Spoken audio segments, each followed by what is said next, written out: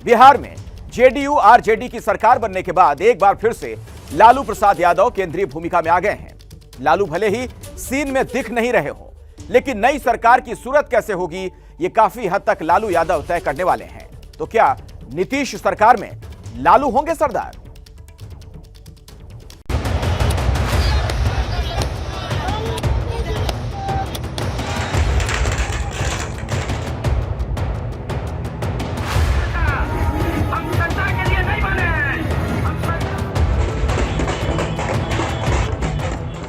नई सरकार बिहार में बनी है और नए मंत्रिमंडल को लेकर मंथन हो रहा है दिल्ली में। नई कैबिनेट का खाका तय कर रहे हैं आरजेडी के सुप्रीमो लालू प्रसाद यादव। शपथ लेने के बाद तेजस्वी यादव कल सीधे दिल्ली पहुंचे ताकि अपने पिता और आरजेडी सुप्रीमो लालू यादव से मुलाकात कर सकें और नए मंत्रिमंडल में अपनी पार्टी और सहयोगियों की नुमाइंदगी पर चर्चा कर सकें। आप वहाँ लालू जी से जाकर के बातचीत करेंगे, क्या तय होगा गठबंधन में, किसको कितनी सीटें मिल रही हैं? जाहिर सी बात है कि जब जाएंगे वहाँ तो जो मंत्रिमंडल का जो विस्तार होगा उस पर चर्चा करेंगे कि क्या हमारा आरजेडी की तरफ से महागठबंधन के जो सभी साथी हैं किस प्रकार का हमारी तरफ से उसमें योगदान होगा, उसको लेकर चर्चा की जाएगी। इसका मतलब ये हुआ कि नई जेडीयू आरजेडी गठबंधन की सरकार में लालू यादव एक बार फिर से एक बड़ा फैक्टर रहने वाले हैं। तो क्या नीतीश के नए मंत्रिमंडल में लालू प्रसाद यादव की छाप भी दिखेगी? क्या नीतीश सरकार का रिमोट कंट्रोल लालू के हाथ में रहने वाला है? लालू प्रसाद यादव भले ही मुकदमों और स्वास्थ्य कारणों से पहले की तरह राजनीति में ज़्यादा सक्रिय न रहे हों, लेकिन सच्चाई ये है कि आज भी बिहार की राजनीति उन्हीं के इर्द गिर्द घूमते रहती है। यही वजह है कि आरजेडी और जेडीयू के बीच जो गठबंधन हुआ है उसके एक सूत्रधार लालू प्रसाद यादव भी रहे हैं। लालू प्रसाद यादव पिछले करीब 1 महीने से इलाज के लिए दिल्ली में हैं। वो फिलहाल दिल्ली में अपनी बेटी और सांसद मीसा भारती के घर पर ही रह रहे हैं। लालू नीतीश और तेजस्वी के शपथ ग्रहण समारोह के लिए भी पटना नहीं जा पाए, लेकिन सारी हलचलों पर उनकी पूरी नजर बनी हुई थी। फिलहाल नए मंत्रिमंडल की सूरत तय करने में उनकी अहम भूमिका रहने वाली है। 2015 के चुनाव के बाद जब जेडीयू आरजेडी की सरकार बनी थी, तब भी लालू ने जो फॉर्मूला तय किया उसमें 12 मंत्री नीतीश की पार्टी जेडीयू के थे तो 12 ही मंत्री लालू की पार्टी आरजेडी के, जबकि 4 मंत्री पद कांग्रेस को दिए गए।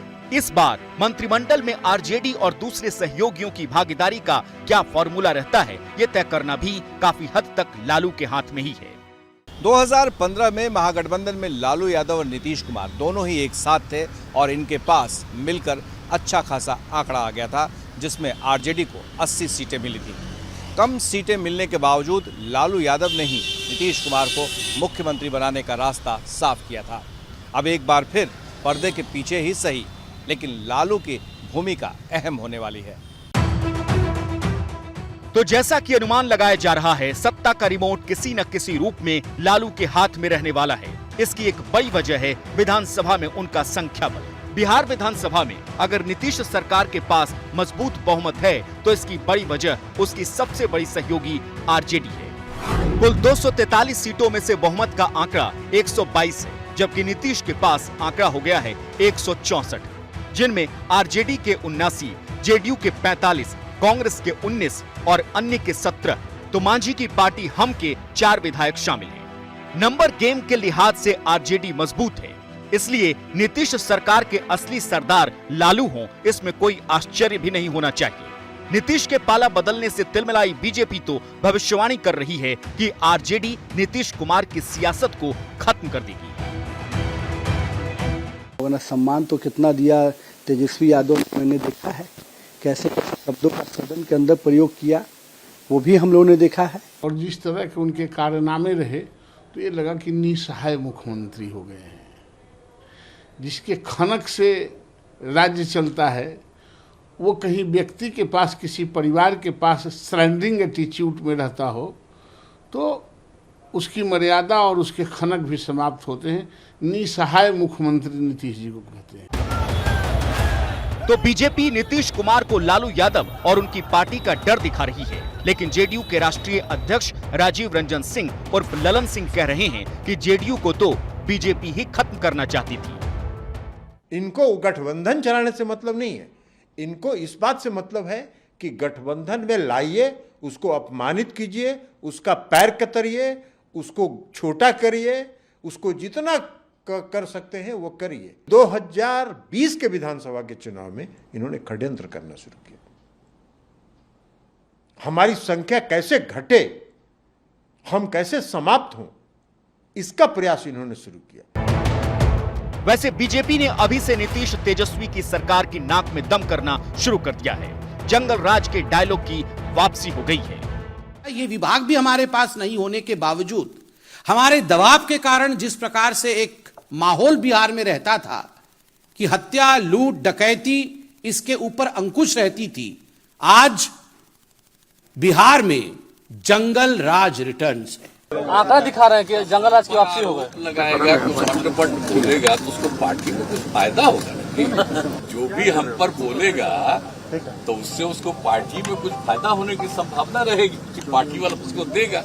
यहाँ देख नहीं रहे, जिनको पार्टी वाला बिल्कुल इग्नोर कर दिया था तो वो कुछ बोलते हैं तो खुशी की बात है कि उन लोगों को कुछ मिल जाए और मौका। तो बीजेपी नीतीश को डर तो लालू प्रसाद यादव का दिखा रही है, लेकिन चौतरफा हमले खुद कर रही है, वो भी तब जबकि अभी न तो नई सरकार का विधानसभा में न बहुमत का परीक्षण ही हो पाया है और न ही सरकार पूरी तरह से आकार ले पाई है। जैसे ही घड़ी का काटा दोपहर 2:30 पे आए, बबीता जी का दिल सास बहू साजिश के लिए मचल जाए। और ये है इनकी बहू, पूरे दिन ऑफिस की टेंशन हो जाए गॉन जब ये करें अपना फेवरेट शो फ्री टाइम पे ऑन। इनकी तरह आप भी देखें अपना फेवरेट शो अपने टाइम पर और डाउनलोड कीजिए एबीपी लाइव ऐप अपने स्मार्ट टीवी पर।